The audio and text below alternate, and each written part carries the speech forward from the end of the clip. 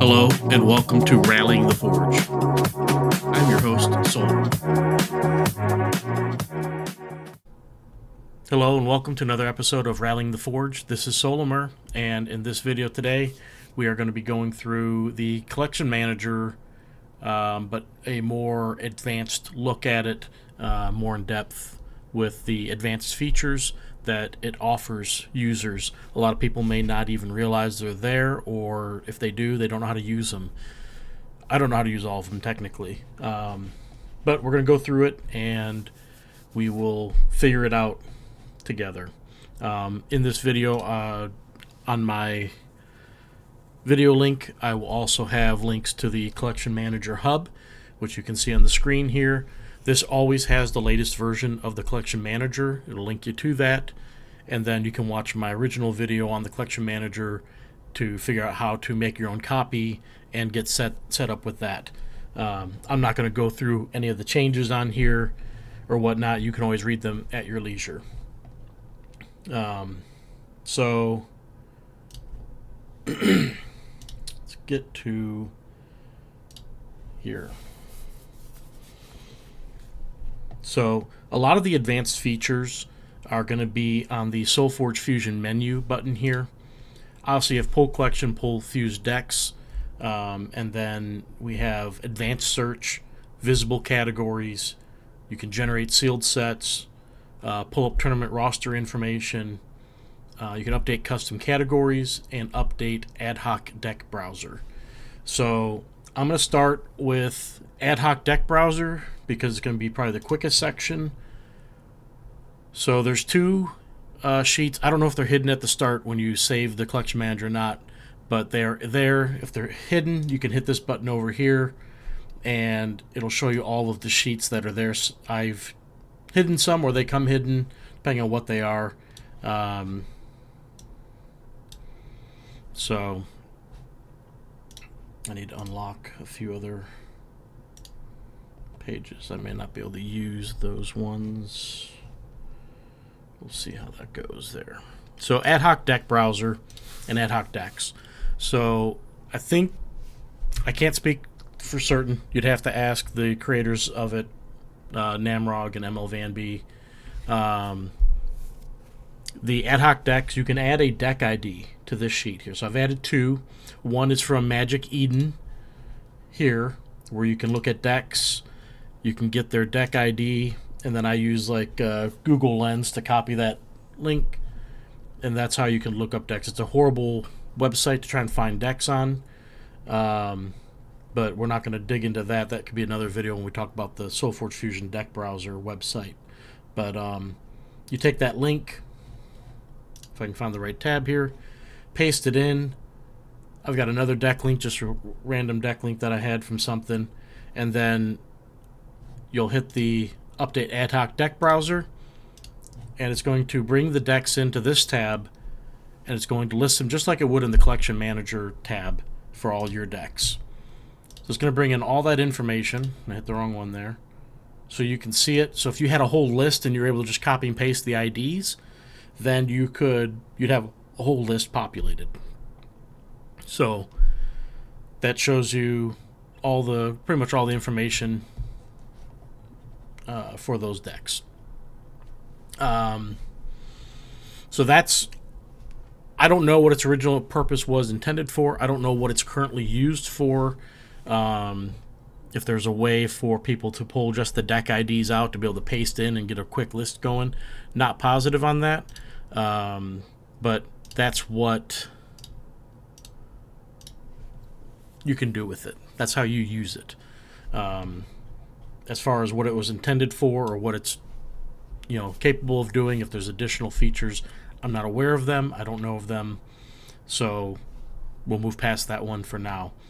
If later on down the road it comes to light that it's way more capable of other things, we'll look into that. So we have some deck views, and I feel like we might have looked over this before.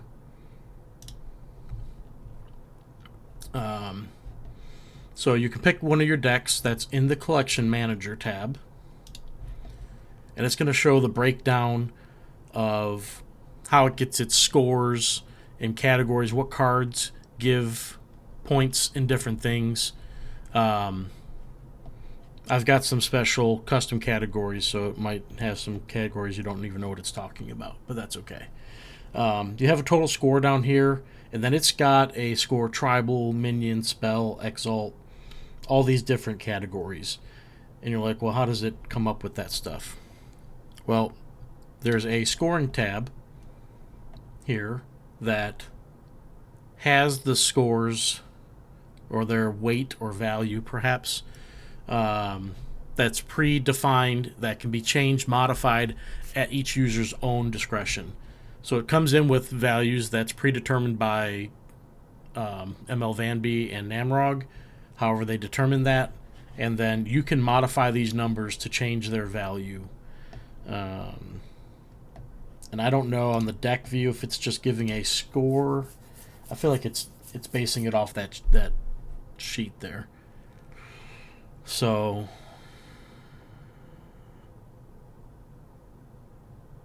yeah, so the scoring is kind of how things are weighted. So you have see spells 0.35 per spell or spell synergy. But this is how you get deck scores. That's how one of the ways people rate decks. What its true value is. It's always different. But there are a lot of different scoring systems coming out that try to help people determine what decks are good or not. So this is just another method of that you can use. It's in the Collection Manager. It has all your decks, so you can pick a deck and instantly see. And you can break down and see, like, well, why has this one got 7 free points? And you can look through and see Aegis Wings has free points. Let's see what else has free. They guys have something that's free. Warmonger Mod free. So it's got things. They've got other information here. They have the deck score, which I believe is the website deck score, which is just the rarity score. It tells you if it's digital or not. This one must have been a Phantom deck. Yeah, see, I've got a tag Phantom. So this was a Phantom deck that expired in October. It's not NFT'd. It's unranked, has no organized play pairings. Does not have a deck elo and no XP, so I probably never even played this deck, which is fine. It's just a random deck I selected here. So that's deck view. This is another tab that's going to be at the bottom. You can view all of your decks individually, see the breakdowns on the scoring, which categories breakdown. I might have shown this in the original video as well, but you have all the categories and you have all the cards that add a point of some nature to that category when they're in a deck. And you have all the categories, you go all the way over, and you can see all the scores. So that was deck view. And you also have fused view. So it says select any pair. So we're going to pick, and you can see it automatically eliminated all the Alolan options there. So, we got a digital purchase deck and a starter deck. Here I knew that the starter, but so it's going to show similar the breakdown for each deck. You have to scroll over to see the second deck, but it has the same breakdown. I'm not sure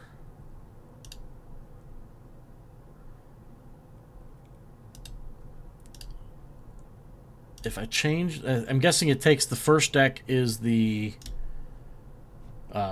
Forgeborn.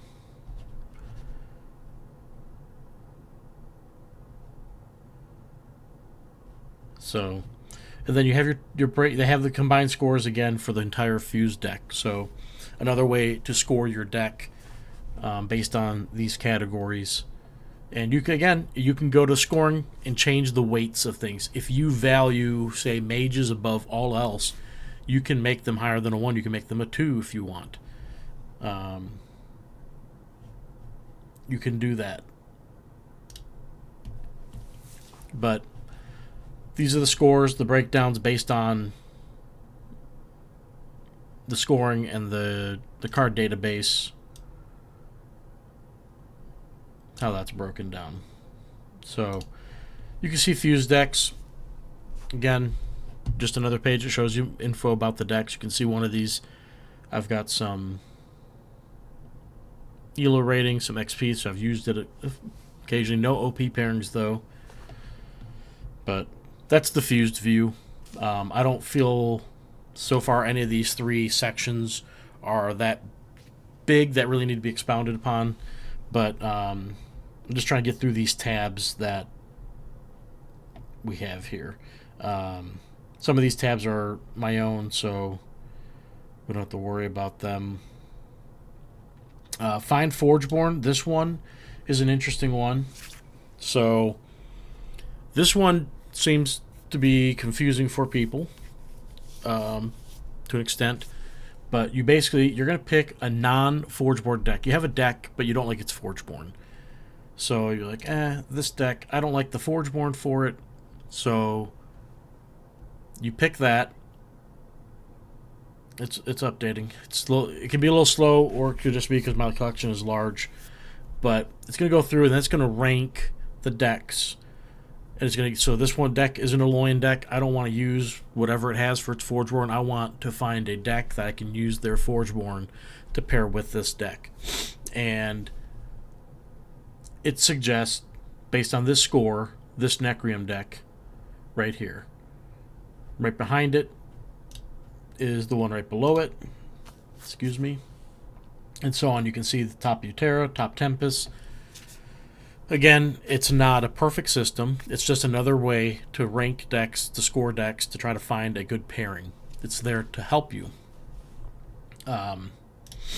When you're doing this, you can filter, and when you do filters, it's going to find decks that have those things you're looking for and should bring them to the top. So let's use their example of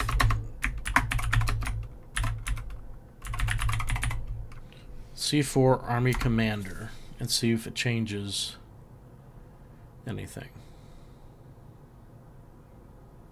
There. So it just shifted everything. Oh. Whoa.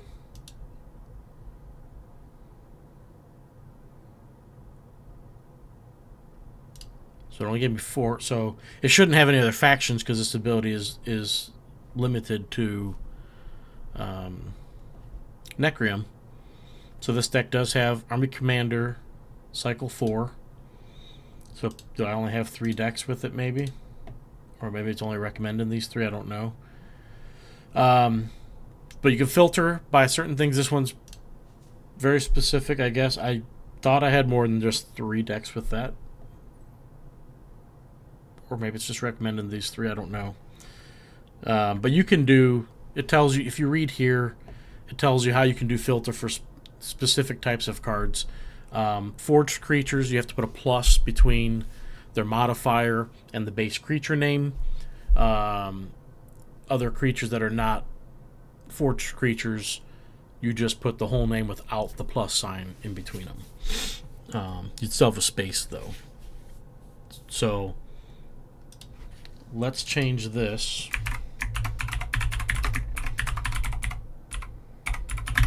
to Mystical Tangle Sprout. So we'll see if that's done or if it's going to change again. So Mystical Tangle Sprout, for example, it has mystical in front of it, but it's actually not a mystical creature in the modifier sense. Mystical creatures allow you to play a Wisp minion when they're played. So this is one of the cards that has that name in front of it, and it's kind of confusing because people are expecting it to be that. But if we... So it's going to show those 5. They got Mystical Tangle Sprouts. But if we wanted Mystical, say, Druid, I should have some, but maybe I don't. I may not come up with one.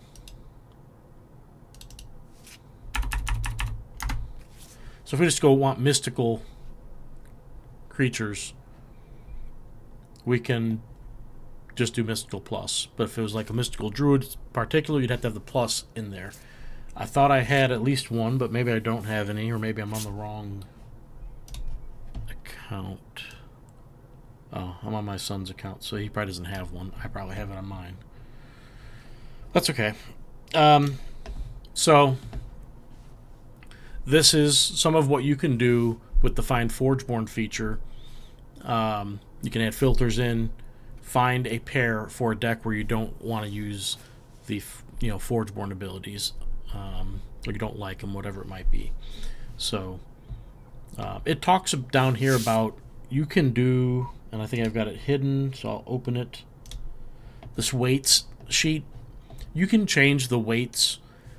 They talk about it here, and then they talk about it here as well, about changing it, and doing certain things can break how it scores things. I personally have never messed with the weights sheet. I'm not that in depth with the cards to really make those kind of determinations at this time, so I just trust Namrog and ML Vambi that they've put forth a good scoring system in that regard. But again, you can change these values yourself for your sheet, and it will change all the outcomes that result from that. And this sheet would definitely have some changes. It tells you to not change certain things to 0, but it says you can go a really small amount, 0.000001, for example, whatever that is. And that way it doesn't break anything. But so yeah, there's a little bit more reading here you can do about how to use it, things that it'll do. It's still deficient in some aspects. It's not perfect, and they are working on improving it, as to make it even better than it already is. So you can use Find Forgeborn to find a deck that has a Forgeborn you want to use to pair it with another deck. So it's definitely a nice feature. There have definitely been times in the past where I had a deck, I didn't like its Forgeborn, I didn't know what to pair it with, and you're trying to find a deck to pair it with, and it just can be hard to find that deck with a good Forgeborn. So this would have been helpful, 6 months before they implemented it, when I would do a lot of deck building. Would have definitely been something I used more, and now when I do build decks, when I come across the situations, I can pop it in real quick, and it'll make life a little bit easier for me. Let's see here. None of these things matter. So the custom. So we have custom categories. I can't recall if I did that last time or not.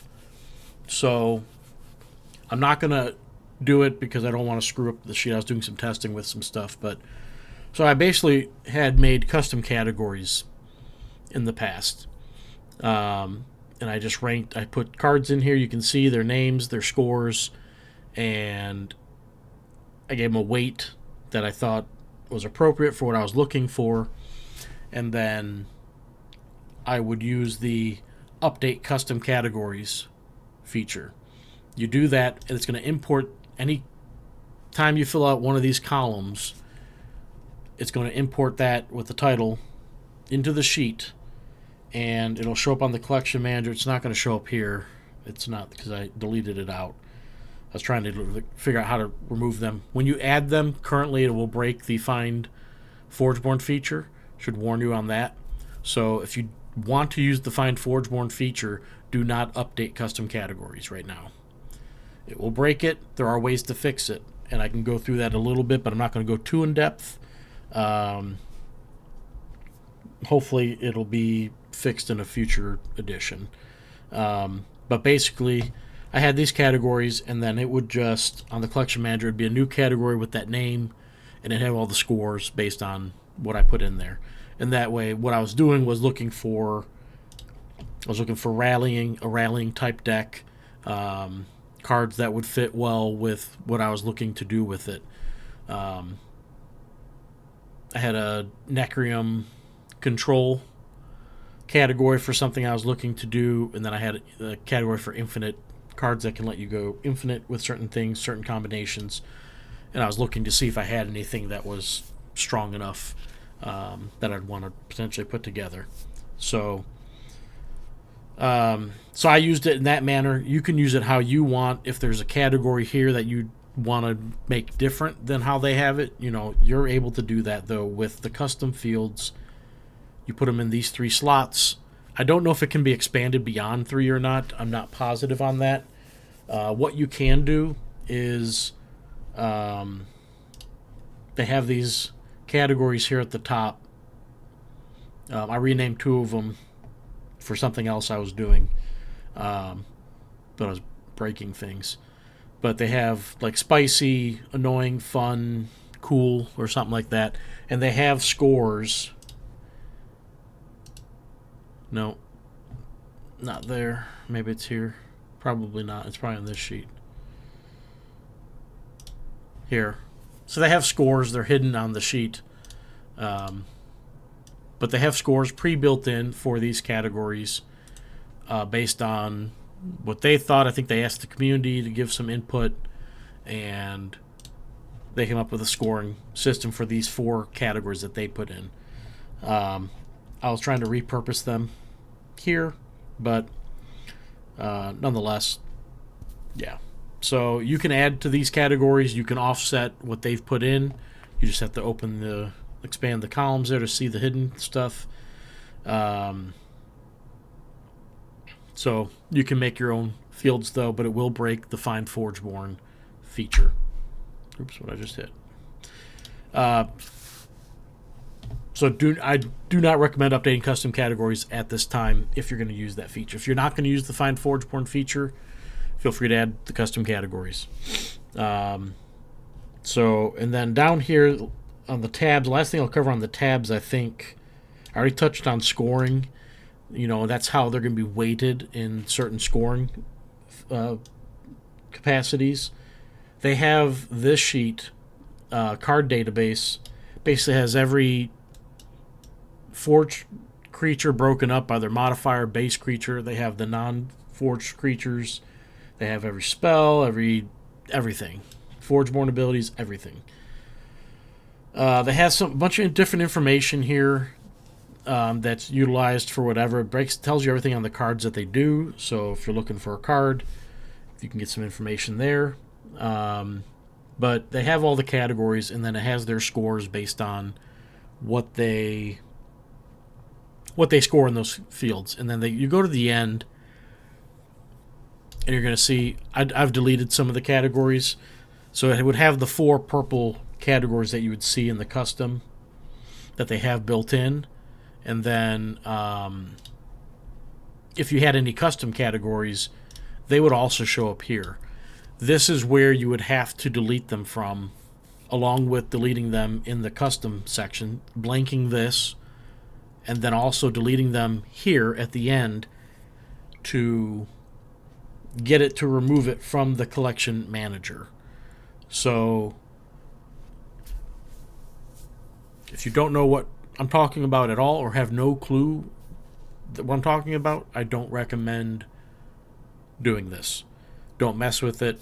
If you have a faint idea of what I'm talking about, you can go ahead and try it for yourself. At worst, make a copy of the collection manager again. Move over anything important. If you have, I've got special sheets myself. I've got my deck score sheet, my full collection, my retired decks. I port them over to the new sheet, so I've got them. Everything else is, I don't change a lot of this stuff. There are some things I have changed, like the copy of the custom. I wanted to keep my scores, but I wanted them off of the sheet because I wanted to be able to use the Find Forgeborn ability. So I had to remove them, but I didn't want to lose my scores. So I've got a copy of it saved, and that way I've got my scores if I want to put them on the collection manager sheet again. So, but this is the card database. It's really cool. It tells you all sorts of information. But this is how you can clear your custom categories if you need to. It's also where you can rename those special fields, those special categories. You can rename them there, and it'll change them. I don't know if you need to change them on here. I did at the time. was trying to figure out what I could break or not break with it. So sometimes you just gotta play with things to figure it out, because the people who make it, they're building in a certain way. It's going to work how they're thinking about it, but the people do different things, and we might break it. So anytime I've done that, I've tried to bring it to their attention, and they're much smarter than me with this stuff, so they typically know exactly how to fix it. So appreciate all the work they put in on this to make this what it is and what it's become. But so that covers all the tabs that you're going to have down here for the most part. Hopefully I didn't miss anything. But now we're going to go to the advanced menus, and this is going to have some really cool things on it. So we already talked about the bottom two. Let's talk about tournament roster. So you click that, it's to say enter tournament ID. So if you go to the events page, you click on an event. When you go up there, you're going to see events.solforgefusion.com/events/ it's going to have a alphanumeric key. You put it in, and it's going to pull some info on that event. And it's going to put it as a tab at the bottom. So you can do, so it says event and it gives that code. You can do tons of events like this. So you can see people's names, if they've dropped or not. It says team, but it's kind of like a tag, ID tag for players. They can put in their Steam ID number, their Discord name, whatever. A lot of people put a lot of different things there.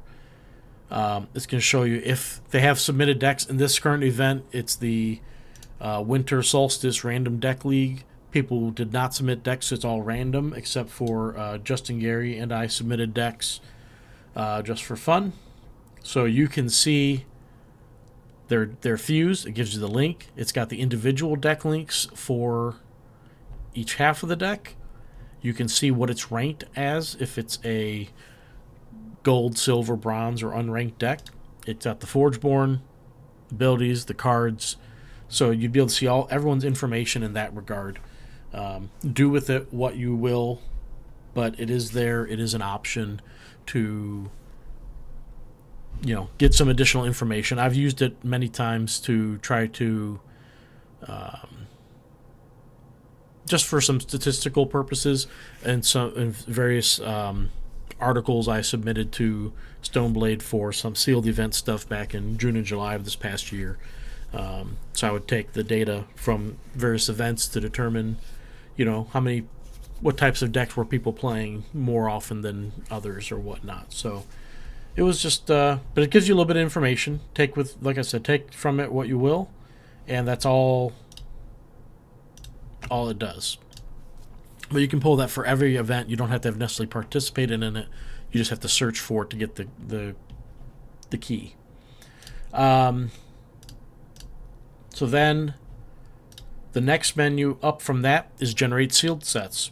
So this is a neat function. I don't think it's used as much anymore, but it occasionally, I think SolForge uses it currently. This was probably more used for like tabletop play before they had the client. But even if you wanted to run an event of your own that wasn't using actual sealed product, but still want to kind of have a sealed event. So this is going to do it per account. So I'm going to do 2 just to show you what 2 is, but normally you just hit 1.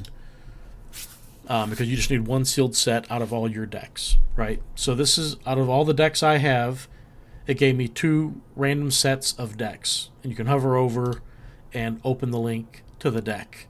And then these are your choices to play sealed. Obviously, there's no way to confirm what people get besides people taking screenshots and sharing them or whatnot. So it's kind of on the honor system. But if you wanted to do a sealed event with friends or whatnot, you could all go through. You could even use this to do a physical event. So if I had people over my place, I could, let's say there's 8 of us, I could, out of all my decks, because I have a large enough collection, I could do 8 sealed sets. Then we go find all the decks for players, give them out to everybody, and then they make their sealed deck that they want to play with, and then you go ahead and play your matches.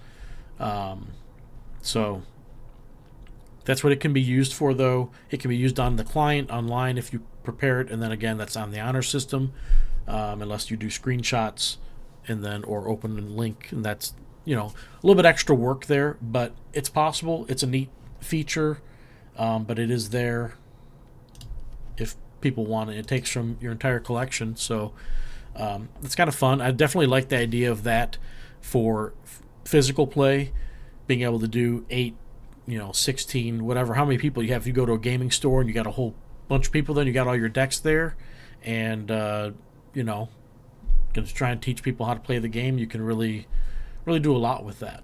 So that's in there.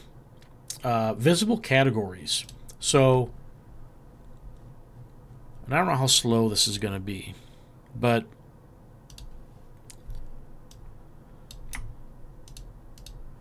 so let's say, so I'm going to highlight all, so it's going to show a bunch. Or actually, we'll just do less. We're going to do less.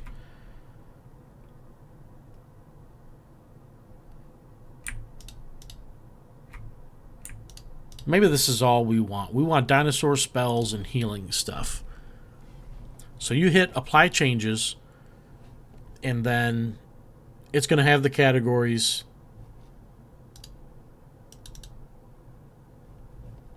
I had to open it up some. I don't know.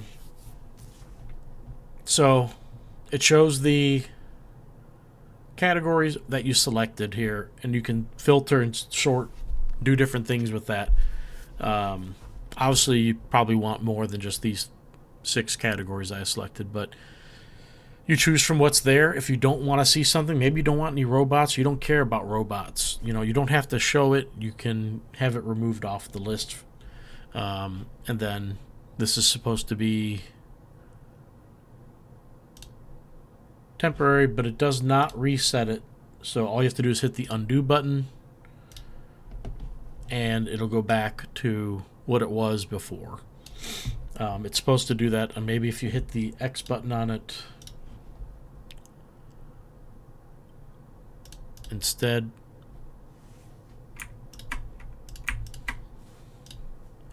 maybe it'll do it then. I'm not positive. No, it's not resetting. Could just be me. I don't know if that's a bug or not. But nonetheless, that's what that does. It reduces down, because there's a lot of categories here. You're looking like, oh, what's this 3.9 on? You got to drag it up. Oh, that's zombies. Okay. So maybe you don't want all the extra clutter. You can lower that down and make good use of that. We have advanced search. This might be the last thing I touch on. So advanced search here, you obviously have a lot of filters they've built in. I'm unsure what the demo filter is.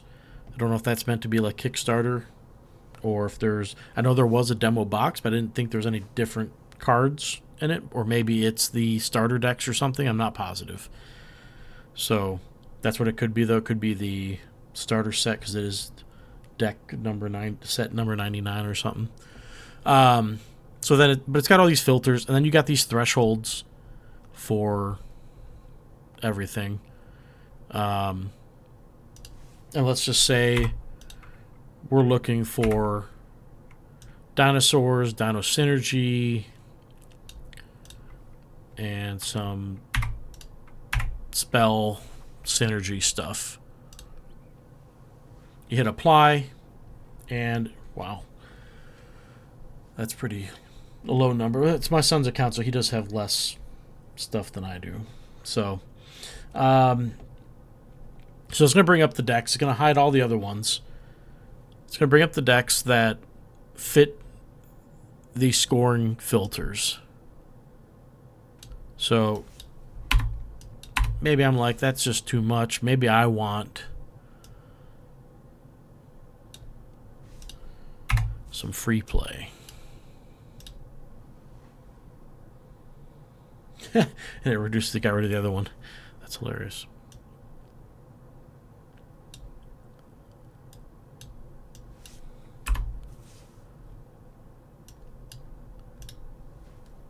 His collection might have been a bad choice to use for this. Not positive.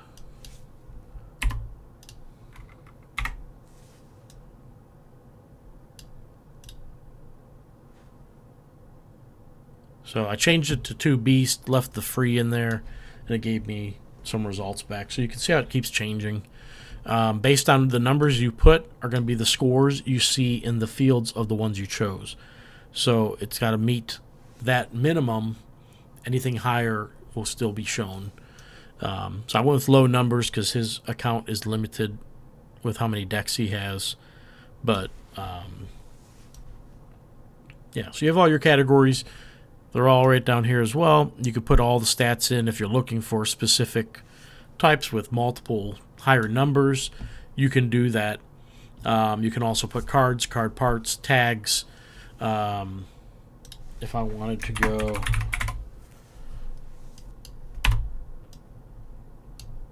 because I know I have these tags on the account.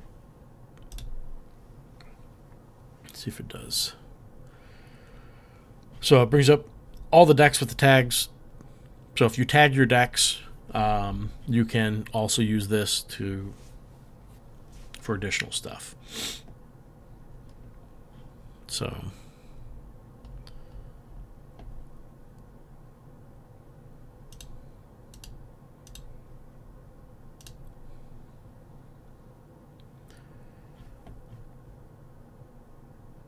interesting that it doesn't show.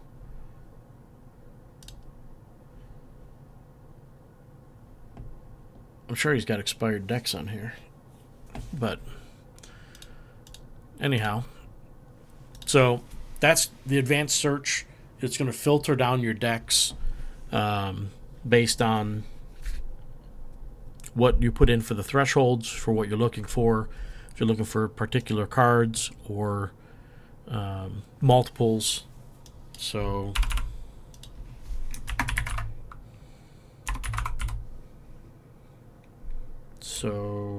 if we do this, it doesn't show any. I think he does have one.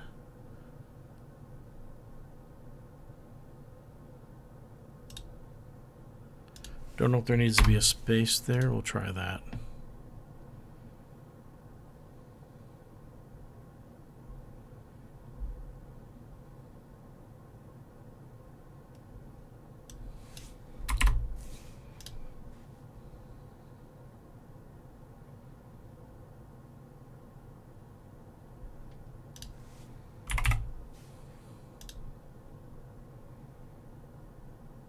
And it's hard to tell when you hit the buttons on here, like apply, like it doesn't have a load bar to know that it's working.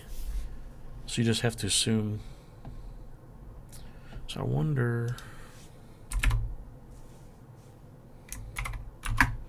if I just didn't scroll up and see it. It's possible I didn't. No. So there's nothing there. That's not working that way.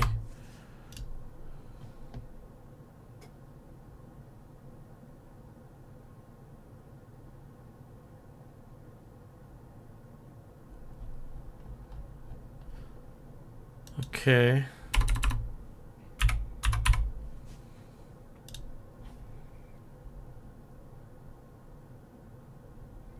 There we go.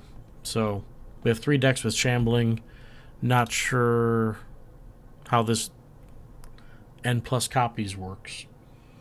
Unless it's supposed to be, maybe it's supposed to be an actual number.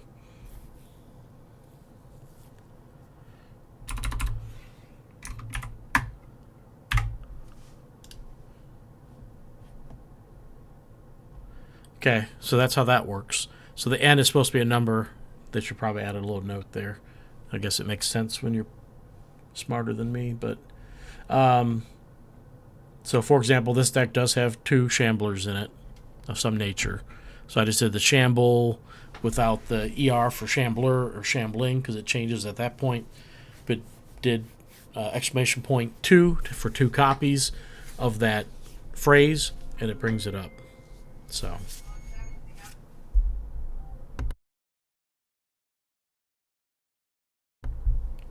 okay, so that is how you use this feature. Again, it does not auto open up your sheet, but you can hit the undo button to get back to there.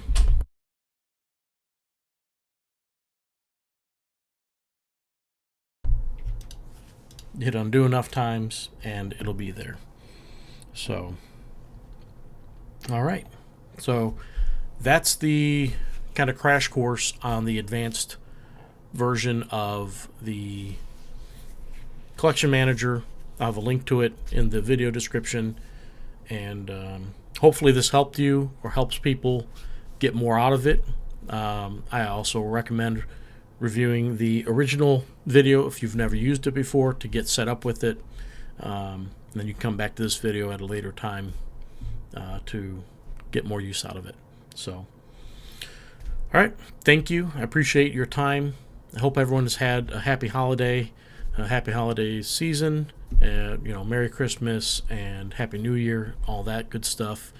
And I'll see you guys in game and around, and I'll see you guys next time. Thanks for watching. Take care. This has been an episode of Rallying the Forge. Thank you, and we'll see you next time.